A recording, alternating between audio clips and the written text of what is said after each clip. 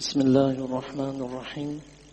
Allah subhanahu wa ta'ala, dans plusieurs endroits du Coran, il fait l'éloge de ces hommes et de ces femmes qui ont vécu l'époque de Rasulullah sallallahu alayhi wa sallam, qui ont côtoyé Rasulullah sallallahu alayhi wa sallam, qu'on appelle les Sahaba radiyallahu anhum et les Sahabiyat radiyallahu anhunna. Mais dans le verset 37 de la sourate 24, Allah subhanahu wa ta'ala fait l'éloge d'un groupe de compagnons radiyallahu anhum, et ces compagnons radiyallahu anhum étaient des commerçants. Et ces sahaba radiyallahu anhum, Allah subhanahu wa ta'ala fait leurs éloges parce que ces commerçants-là avaient trois qualités. Parmi les nombreuses qualités que Rasulullah sallallahu alayhi wa sallam a dénombrées dans les ahadiths, trois sont mentionnées ici dans ce verset.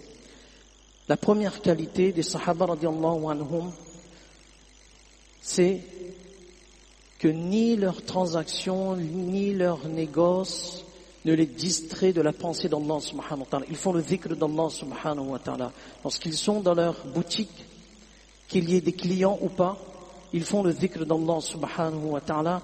Les profits ne les dérangent pas, au sens où cela ne les perturbe pas dans la pensée et l'évocation d'Allah subhanahu wa ta'ala. Et ce rappel-là, cette évocation d'Allah subhanahu wa ta'ala leur permet d'avoir un bon comportement envers leurs clients, un bon comportement envers leurs employés, d'avoir des moyens licites, parce qu'Allah subhanahu wa ta'ala, il me voit, Allah subhanahu wa ta'ala, il m'entend, il sait qu'est-ce que je suis en train de faire, il sait si je triche ou je ne triche pas, quel est mon comportement envers mes employés, envers mes clients.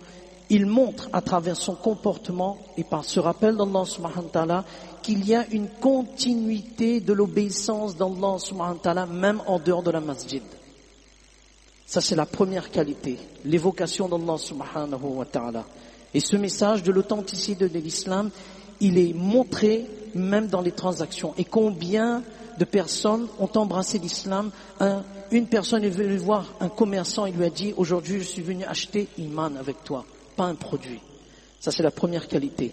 La deuxième qualité, Salim radiallahu anhu, il dit que Abdullah ibn Umar radiallahu anhu, il était à Madina et avec les commerçants, lorsque l'heure de la salat était annoncée, c'était l'heure de la salat, ces commerçants baissaient le rideau de leur boutique et ils s'arrêtaient pour accomplir la salat en congrégation. Abdullah ibn Umar radiallahu anhu, lorsqu'il a vu cela, il a dit, c'est à propos de ces gens-là que ce verset a été révélé. Donc lorsque c'est l'heure de la salat, ils ferment leur boutique et ils viennent à la masjid prier en congrégation. Et troisième qualité que Allah subhanahu wa ta'ala dit à propos de ses compagnons, qu'ils s'acquittent de leur zakat. Ils savent que sur les marchandises que je suis en train de vendre, sur l'argent que je suis en train de gagner, il y a la zakat. Si je dois payer la zakat, je sais, je vais demander à un savant comment calculer la zakat sur les marchandises, etc. Donc les devoirs sont respectés. Il n'y a pas seulement que les profits, mais il y a aussi ce devoir envers Allah subhanahu wa ta'ala et ce devoir envers les pauvres. Donc ces trois qualités sont mentionnées. Pourquoi? Tout simplement, yakhafuna yawman tataqallabu fihi al-qulub wal-absar. Ils redoutent ce jour où les cœurs seront bouleversés. C'est-à-dire, est-ce que je vais connaître le succès ou pas? Est-ce que je vais être parmi les gens du paradis ou non? Et les regards seront bouleversés, ils vont regarder à droite ou à gauche. Je suis où? Donc un commerçant, il doit entretenir cet état de conscience que tôt ou tard, je dois rendre compte auprès d'Allah subhanahu wa ta'ala de mes biens, comment je les gagnais, comment j'ai payé la zakat, comment je me suis comporté envers mes employés, est-ce qu'il n'y a pas eu injustice, est-ce qu'il n'y a pas eu un manque? Et tout cela sera comptabilisé auprès d'Allah subhanahu wa ta'ala. Allah subhanahu wa ta'ala nous donne tous la compréhension de ce qu'on vient de dire et qu'Allah subhanahu wa ta'ala fasse que quel que soit le métier que nous faisons, ce soit un message de paix, un message de l'authenticité, du vrai comportement de Rasulullah sallallahu alayhi wa sallam. N'oublions pas, chacun d'entre nous est un ambassadeur du message de Rasulullah sallallahu alayhi wa sallam.